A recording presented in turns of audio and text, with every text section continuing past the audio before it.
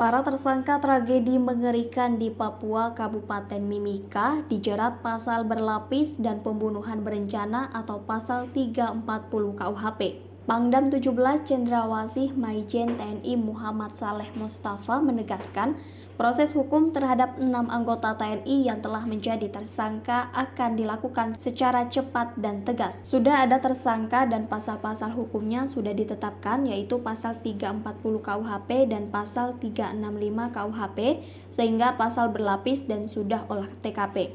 Ujar Saleh melalui keterangan tertulis Senin 5 September 2022. Keenam tersangka itu juga dijerat pasal 365 KUHP karena melakukan dugaan pencurian dengan kekerasan. Saleh memastikan proses hukum terhadap 6 anggota TNI akan dilakukan secara terbuka dan transparan. Bahkan, ia mempersilahkan pihak dari luar TNI bekerja sama menuntaskan kasus yang mengakibatkan 4 warga tewas itu. Selanjutnya, sekarang dalam proses penyempurnaan berkas-berkas dan akan bekerja sama dengan kepolisian dan Komnas HAM untuk ke tahap berikutnya, kata dia. Namun, Saleh juga meminta semua pihak, terutama keluarga korban, untuk bersabar dan sama-sama mengawal jalannya proses hukum. Sebelumnya, 2 jenazah korban ditemukan di lokasi yang tidak berjauhan, yaitu di Sungai Kampung Pigapu, Distrik Iwaka, Kabupaten Mimika, Papua.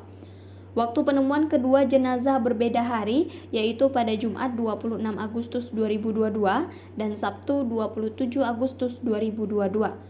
Untuk korban pertama, identitasnya telah diketahui, yaitu AL. Sementara untuk jenazah kedua, polisi belum dapat mengidentifikasinya. Menurut Faizal, kasus tersebut bermula ketika para pelaku berpura-pura ingin menjual 2 pucuk senjata api.